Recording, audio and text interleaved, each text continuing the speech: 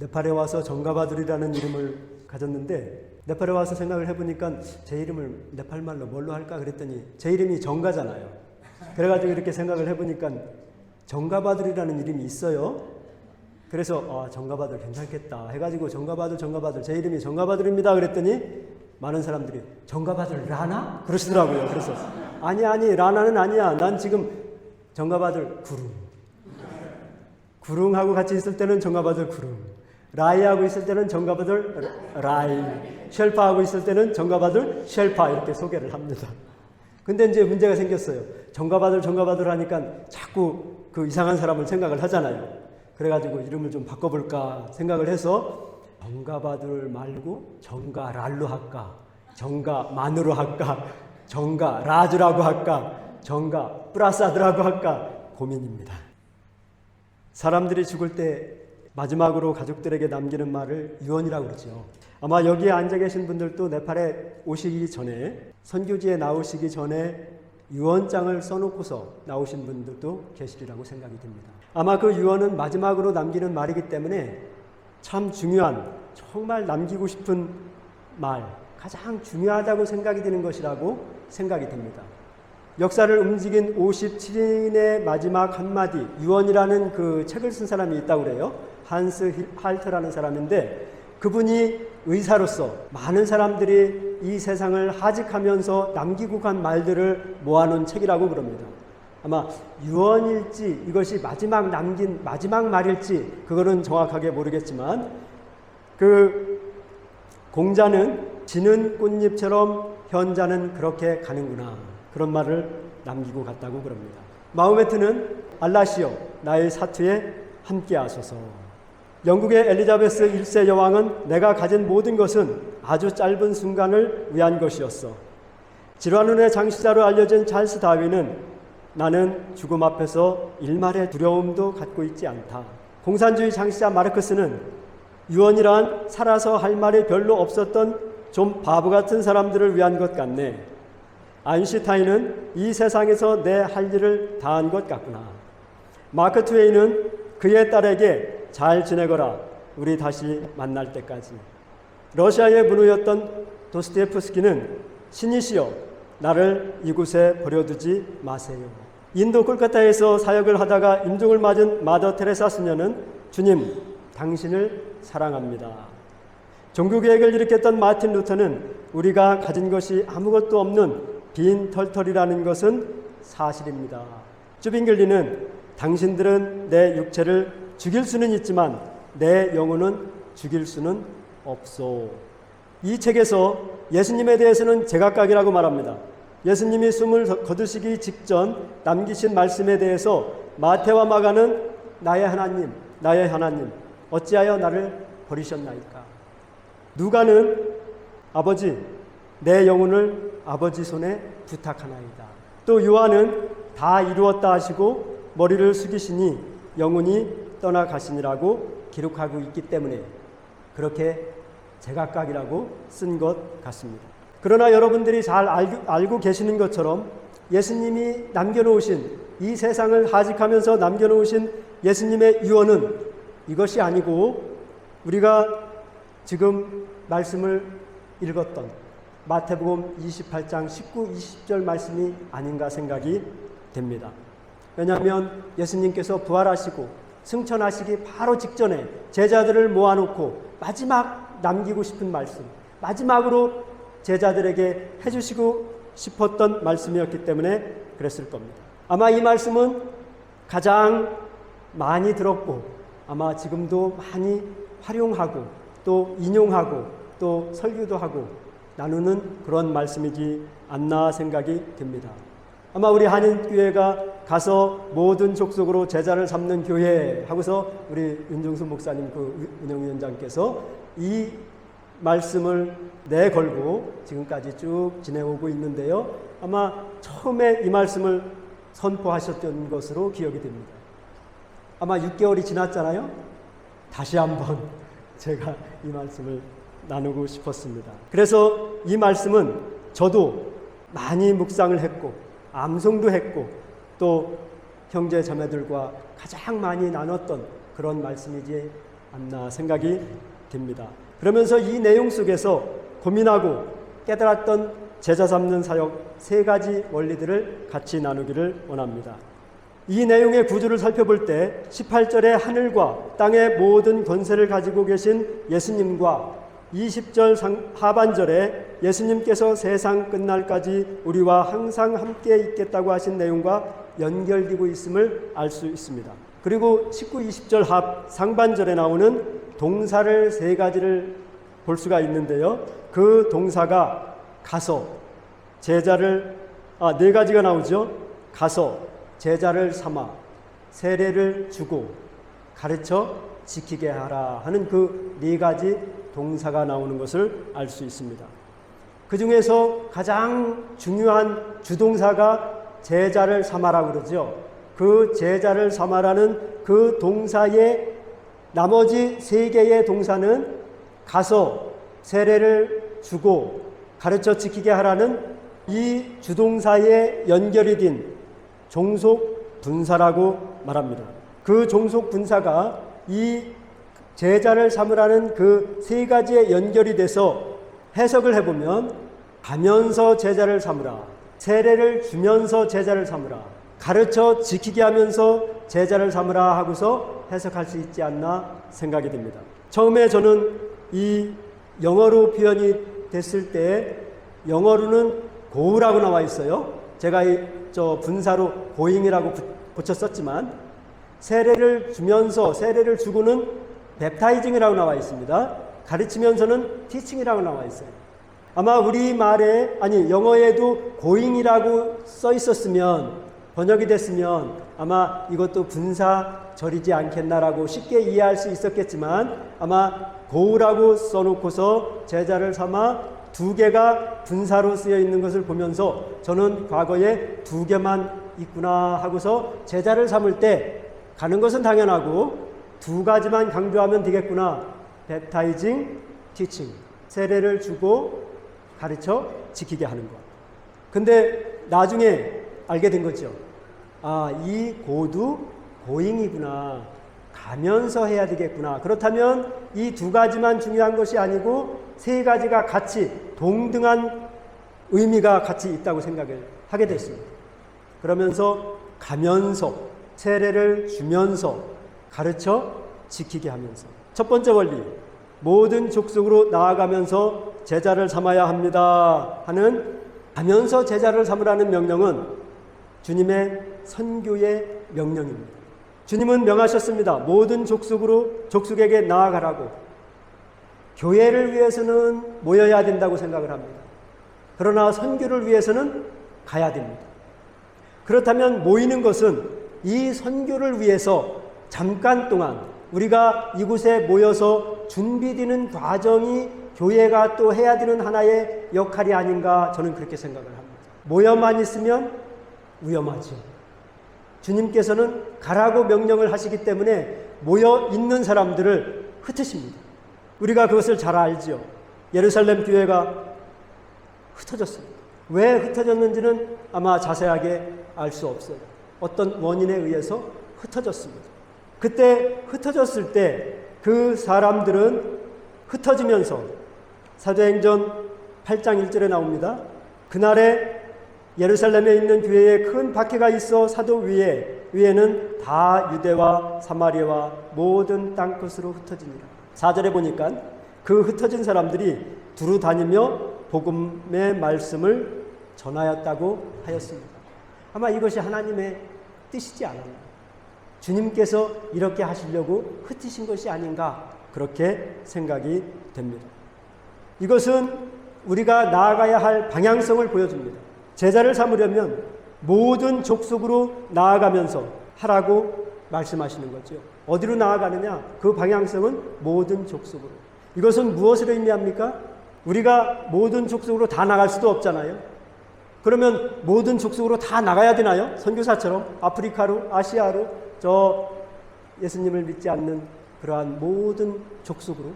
이것은 우리의 시야가 예수님을 믿지 않는 사람들에게 향해야 된다는 것을 의미합니다. 사도행전 1장 8절에는 오직 성령이 너희에게 임하시면 너희가 권능을 받고 예루살렘과 온 유대와 사마리아와 땅끝까지 내 증인이 되리라 하시니라고 말씀하셨습니다. 우리의 예루살렘이 어디죠? 우리의 온 유대가 어디지요? 우리의 사마리아는 어딥니까? 우리의 땅끝은 어딥니까? 아마 여러분들은 지금 계산하고 계실 것입니다. 나의 예루살렘이 어디냐? 우리의 가족이 아니겠습니까? 가장 가까운 친척. 온 유대. 과거에 예루살렘이 중심이었고 이스라엘 백성들이 모여 살았던 온 유대. 우리의 동족들이 아니겠습니까? 사마리아.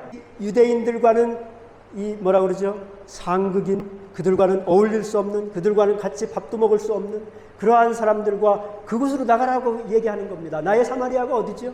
나하고 어울릴 수 없는 사람들. 내가 그 사람하고 앉아있으면 껄끄러운 사람들. 뻐덕거이 먼 버릇다 있냐. 그 사람들하고 같이 그곳으로 나아가서 복음을 전하라고 말씀하십니다. 또 나의 땅끝은 어디지요? 아무리 찾아도 복음 전할 곳이 없는, 아직도 복음 전할 곳이 저기에 있어. 사람들이 저기에 있어. 그곳을 찾아가는 우리의 마음이 그러한 가면서 제자를 삼으라는 그러한 선교의 명령인 줄 압니다. 사랑하는 성도 여러분, 우리가 어디에 있든지 무엇을 하든지 항상 예수님을 알지 못하는 영혼들에게 그 마음이 향해 있고 그들을 마음에 품고 기도하며 복음을 전하는 주님의 제자들이 되시기를 축복합니다. 두 번째 원리는 세례를 주면서 제자를 삼아야 합니다. 이것은 삶의 변화의 명령입니다. 여기서 세례를 주라는 의미는 무엇일까요? 여러분은 자기가 제자를 삼았다고 세례 줄 수 있습니까? 물론 목사 신분으로 계신 분들은 문제가 없겠지요.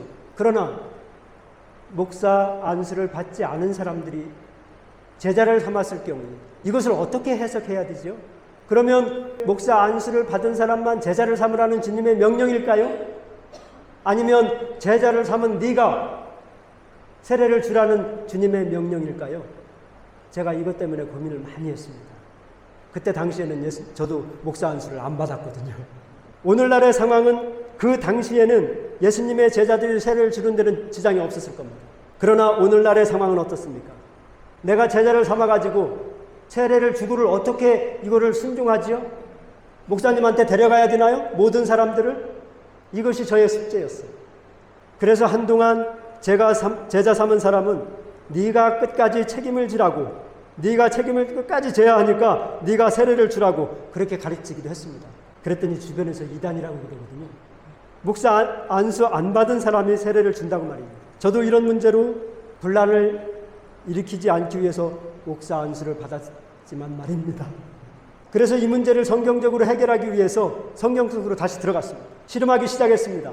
이 말씀의 기록자 마태는 이 세례가 물 세례를 의미하는지 성령 세례를 의미하는지 명확하게 말하지 않습니다.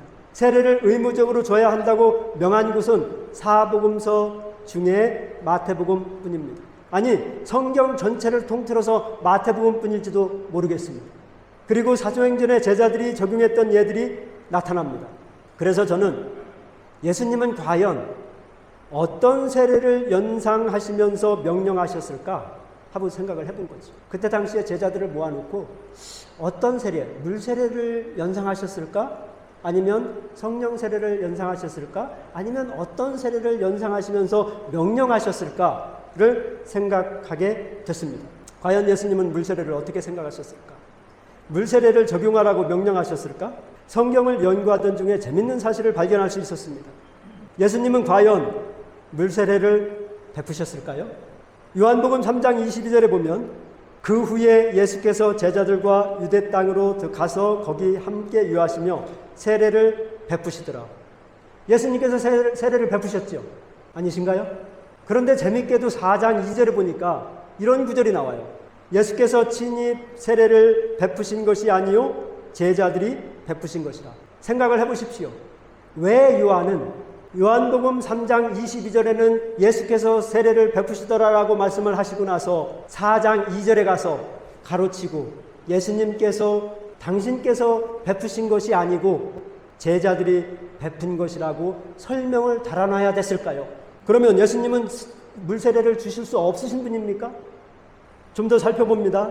세례 요한은 예수님에 대해서 이렇게 증언합니다. 마태복음, 마가복음, 누가복음, 요한복음, 사도행전 두 번에 걸쳐서 이런 내용이 똑같은 내용들이 나옵니다. 마태복음 3장 11절에 나는 너희를 회개케 하기 위하여 물로 세례를 베풀거니와 내 뒤에 오시는 이는 나보다 능력이 많으시니 나는 그의 손을 들기도 감당치 못하겠노라. 그는 성령과 불로 너희에게 세례를 베푸실 것이요. 마가복음 1장 8절 나는 너희에게 물로 세례를 베풀거니와 그는 너희에게 성령으로 세례를 베푸리라. 누가복음 3장 16절 요한이 모든 사람에게 대답하여 이르시되 나는 물로 너희에게 세례를 베풀거니와 나보다 능력이 많으신 이가 오시나니 나는 그의 신발끈을 풀기도 감당하지 못하겠노라. 그는 성령과 불로 너희에게 세례를 베푸실 것이요. 요한복음 1장 33, 34절에 나도 그를 알지 못하였으나 나는 나를 보내어 물로 세례를 베풀라 하신 그이가 나에게 말씀하시되 성령이 내려서 누구 위에든지 머무는 것을 보거든 그가 곧 성령으로 세례를 베푸는 이인 줄 알라 하셨기에 내가 보고 그가 하나님의 아들이심을 증언하였노라. 사도행전에 4장 5절에 보니까 예수께서 말씀하신 내용입니다. 사도와 함께 모이사 그들에게 분부하여 이르시되 예루살렘을 떠나지 말고 내게서 들은 바 아버지께서 약속하신 것을 기다리라. 요한은 물로 세례를 베풀었으나 너희는 몇 날이 못 뛰어 성령으로 세례를 받으리라 하셨느니라. 이때 제자들 다 모아놓고 하신 말씀이잖아요. 이때 예수님은 어떤 심정으로 말씀하셨을까요? 여전히 물 세례를 베풀라고 분부하셨을까요? 사도행전 11장 16절에는 베드로가 예수님께서 하신 말씀을 기억하는 내용입니다. 내가 주의 말씀에 요한은 물로 세례를 베풀었으나 너희는 성령으로 세례를 받으리라 하신 것이 생각났노라. 참고적으로 고린도 교회의 세례로 인해서 분파가 생기려 할 즈음에 사도 바울이 말한 것을 상기해 봅니다. 고린도전서 1장 11절로 17절을 살펴보면 바울은 세례를 그렇게 강조하지 않습니다. 한두 사람에게 세례를 베풀고 그 위에 다른 사람에게는 세례를 베풀었는지도 모릅니다. 결론적으로 그는 이렇게 고백합니다. 17절에 그리스도께서 나를 보내심은 세례를 베풀게 하려 하심이 아니요 오직 복음을 전하게 하려 하심이로되 말의 지혜로 하지 아니함은 그리스도의 십자가가 헛되지 않게 하려 함이라. 이 내용은 가만히 살펴보면 사도 바울 또한 물세례 그 이상의 무엇인가를 더 중요시 여겼다는 것을 함의하고 있습니다. 이러한 내용을 종합해 볼 때 예수님은 물세례를 명하실 분이 아니라는 사실을 알 수 있습니다. 그럼 뭐냐? 성령으로 세례를 받을 것을 증언하고 있습니다. 성령으로 일어날 변화를 말하는 것이죠. 성령으로 인한 내적 변화, 이것을 기대한 것이라고 저는 믿습니다. 세례는 겉으로 보여지는 모습입니다. 지금 교회에서 많은 세례를 베풀고 있지만 그것을 부정하는 것이 아닙니다. 그것을 실시하는 것이 필요할 것입니다. 그러나 내적인 변화가 없이 이 세례를 적용을 한다면 무슨 의미가 있겠습니까? 내적의 변화가 일어났는데 세례를 혹 무슨 연유가 있어서 받지 못했다면 그 사람은 하늘나라 갈 수 없을까요? 반대가 되면 안 되겠다는 것을 말씀드리는 겁니다. 내적 변화 없이 세례 증서, 내적 변화 이시 세례 없음은 어떤 것이 문제일까요? 물세례가 구원의 조건이 될까요? 아마 이것을 믿는 사람은 아무도 없을 겁니다. 그렇다면 물세례는 뭘까요? 아마 이 세상에 있는 동안 우리가 교인으로서 이 앞에서 공중 앞에서 내가 구원받았다는 것을 공식적으로 선포하는 것이 아닐까요? 그러면 이 순간에 구원받는 건가요? 아니면 그 전에 끝난 일인가요?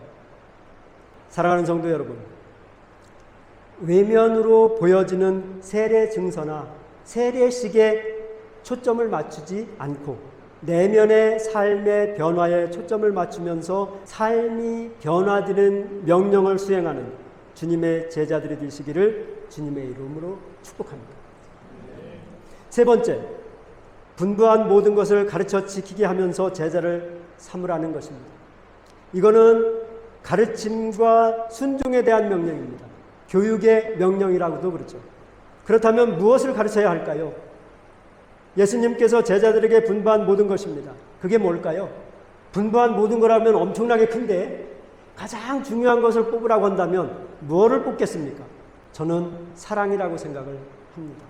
마태복음 22장 37절로 47절에 내 마음을 다하고 목숨을 다하고 뜻을 다하여 주 너의 하나님을 사랑하라 하셨으니 이것이 크고 첫째 드는 계명이요 둘째도 그와 같으니 네 이웃을 네 자신같이 사랑하라 하셨으니 이 두 계명이 온 율법과 선지자들의 강령이니라. 이 말씀을 통해서 하나님에 대한 사랑과 이웃에 대한 사랑을 강조하셨고 요한복음 13장 34, 35절에서도 새 계명을 너희에게 주노니 서로 사랑하라. 내가 너희를 사랑한 것 같이 너희도 서로 사랑하라. 너희가 서로 사랑하면 이로써 모든 사람이 너희가 내 제자인 줄을 알리라라고 말씀하셨습니다. 또 한 가지 생각이 드는 것은 요한복음 17장의 예수님의 기도지요. 그 유명한 예수님의 기도를 생각해 볼 때 저는 여기서 사랑이 어떻게 표현이 되는지 볼 수 있는 것이 연합이라고 생각을 합니다.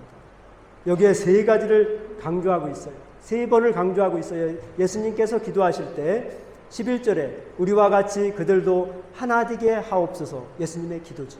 21절에 내가 아버지 안에 있는 것 같이 그들도 하나 되어 우리 안에 있게 하사.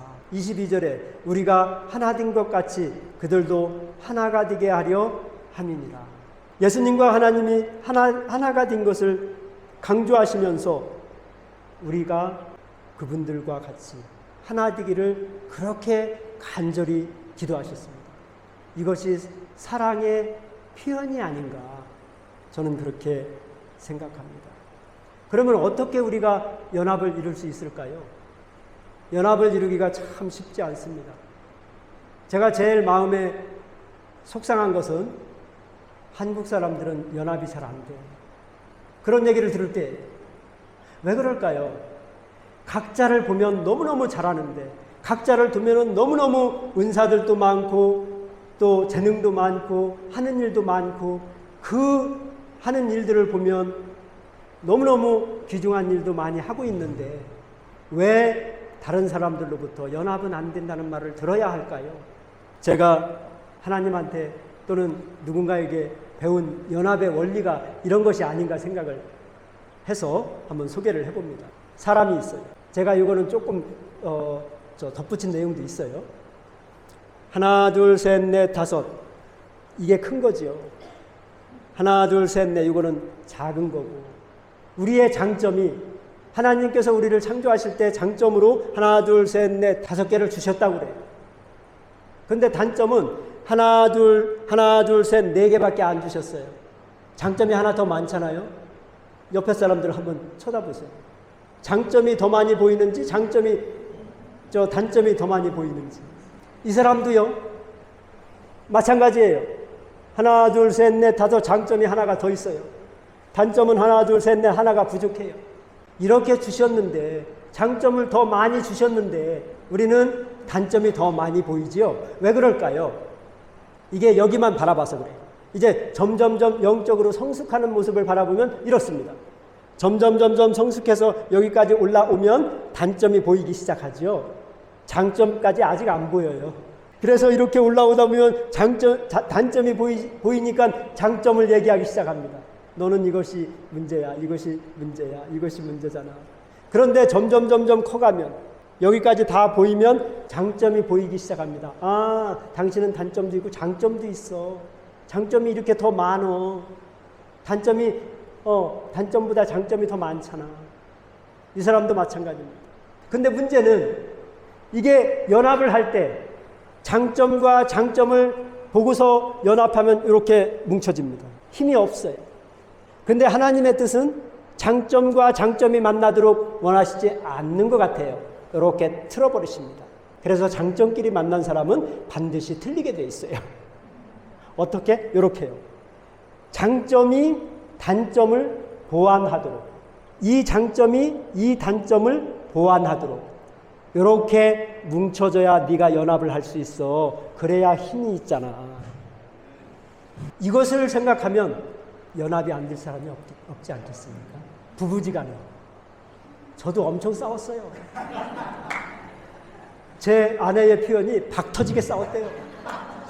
제가 과거에 이것이 필요하다 저것이 필요하다 그러면 뭐라고 한 줄 아세요? 차라리 슈퍼를 들고 오지. 그런데 제가 얼마나 여기만 봤냐 이거지요. 이것만 볼 때가 있었습니다. 그런데 이제 조금씩 점점점 올라가다 보니까 장점이 보이기 시작하잖아요. 장점을 칭찬해 주기 시작하고 단점도 있지만 장점도 있어. 그러면 그렇게 하면서 제가 이렇게 한번 뭉쳐보려고 저도 노력을 했던 수없는 시간이 있었습니다. 한꺼번에 안 되더라고요. 이게 쉽지 않습니다. 하나가 된다는 것이.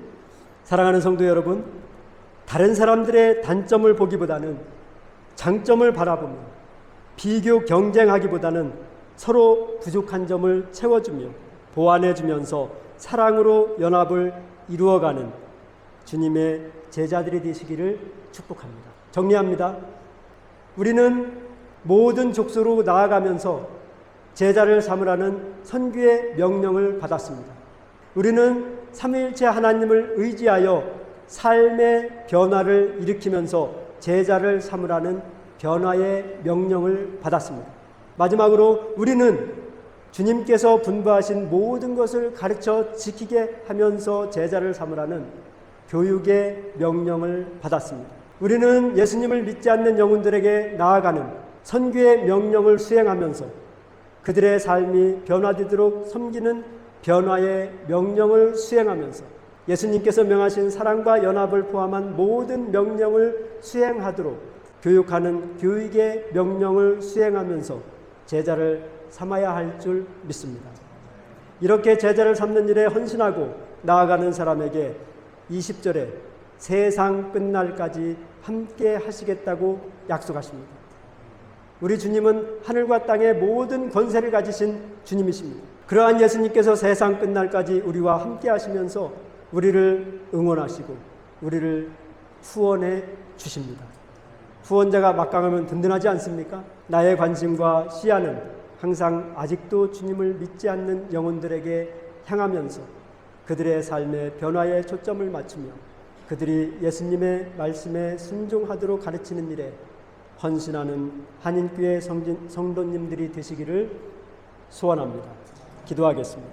사랑과 은혜가 풍성하신 하나님 아버지, 하나님 아버지께서 마지막에 부활하시고 승천하시기 바로 직전에 제자들에게 명하신 가서 제자 삼으라는 그 명령이 저희들에게 주신 명령인 줄 믿습니다. 하나님 아버지, 하나님께서 가면서 제자를 삼으라고 선교의 명령을 주셨고 세례를 주면서 제자를 삼으라는 삶의 변화의 명령을 주셨고 가르쳐 지키게 하라는 교육의 명령을 주신 것처럼 이 명령들을 언제든지 어디에서든지 무엇을 하든지 누구와 함께 일하든지 온전하게 행할 수 있도록 저희들을 지켜주시고 저희와 함께하여 주시옵소서.